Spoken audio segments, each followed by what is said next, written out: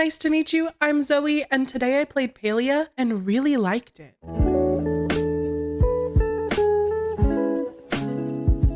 Disclaimer, I do want to mention that this video is in no way sponsored by Palia or its creators. I've just been playing it a lot recently, both on and off stream, and wanted to share my thoughts with you. Palia is a new free-to-play game from the developers at Singularity 6 Corporation. It was released in beta on August 10th, 2023 for PC and later for Nintendo Switch. The developers sell the game as a cozy sim MMO set in a high fantasy world. And if you know anything about me, you know that that is right up my alley. The graphics are reminiscent of Disney, and the MMO aspect of the game gives me such nostalgia, like I'm a child exploring around with my first World of Warcraft or RuneScape character again. I wanted to share what I noticed while playing Palia for the first time, and why I think it's gonna be a staple in my cozy game rotation.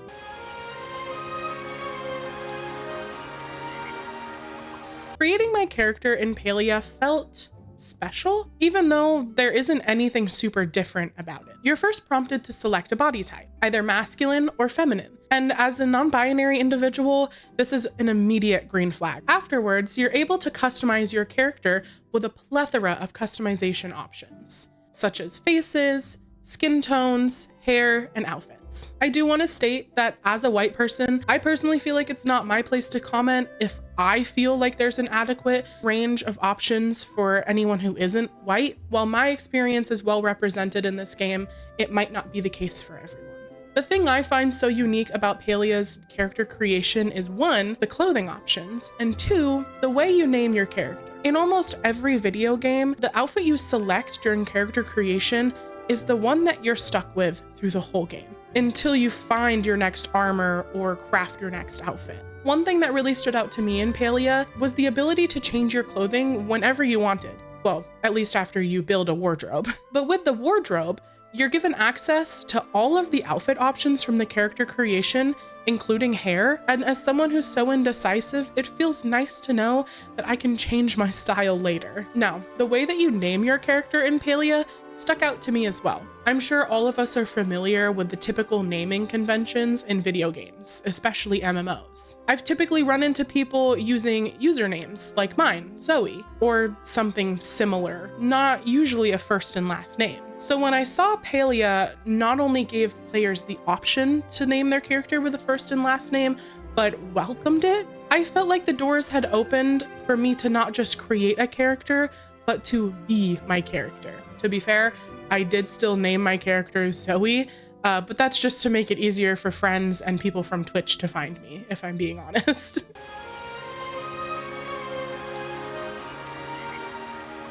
If you haven't watched my last video, I highly recommend you do. It was really fun to make. You may not know that I'm an audio engineer. I have a bachelor's of science in audio engineering. And because of that, sound design and music in video games are some of the first things that I notice, sometimes before I notice if the game looks bad or not. Games like Skyrim or Genshin Impact are ones that have really satisfying soundtracks and sound design. The soundtrack to Skyrim, in my professional opinion, is the video game soundtrack.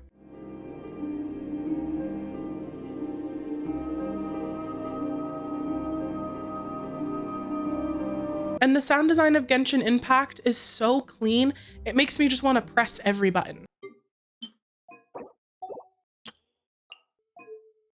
I find that Palia does a really good job with both of these, but it also excels at ambient sounds.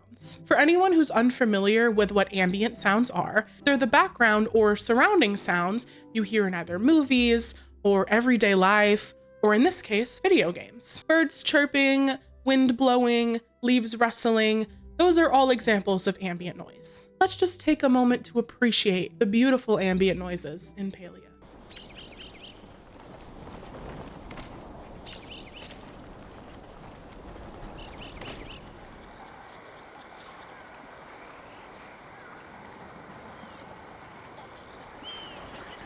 When a game offers satisfying sounds, it makes me want to play it more. Simple as that. That could just be the audio engineer brain in me. But regardless, it's something that I feel is often overlooked that I really enjoy about this game.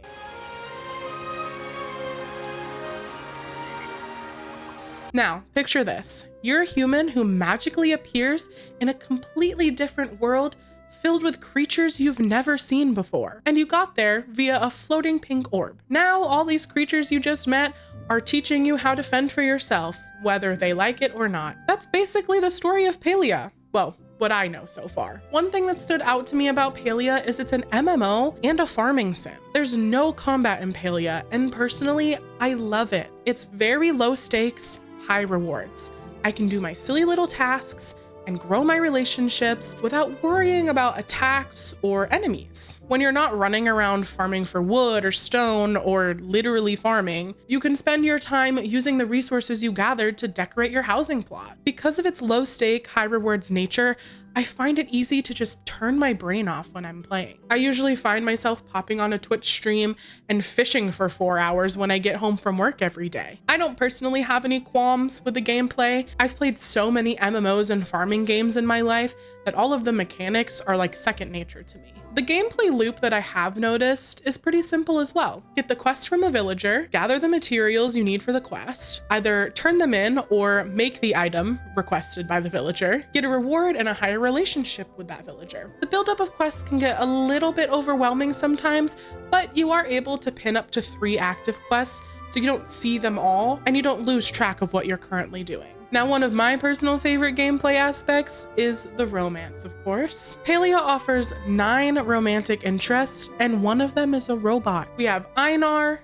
Hassian, Jel, Hina, Kenyatta, Nayo, Reth, Tamala, and Tish. And I'm telling you right now, I would die for Einar. The best part about this relationship building I've seen in the game so far has been the fact that the dialogue doesn't come across as stale and repetitive. I have yet to see someone reuse the same dialogue over and over again, but that could also just be how early into the game I am. It is refreshing to say the least. I can say with full confidence that Palia is a good game. It's only in beta and it feels like a fully fleshed out experience already. Plus, from the sounds of it, we're going to be getting some pretty consistent updates with the game, and there's future plans with the game from its developers as well. The biggest complaint that I see with Palia is the cosmetic system. You can purchase new outfits for your character with real world money, but they do come at a pretty hefty price tag. But it's certainly just cosmetics and nothing else. Overall, I say give Palia a try. Thank you so much for watching this video. I hope you enjoyed it. I really enjoyed making it.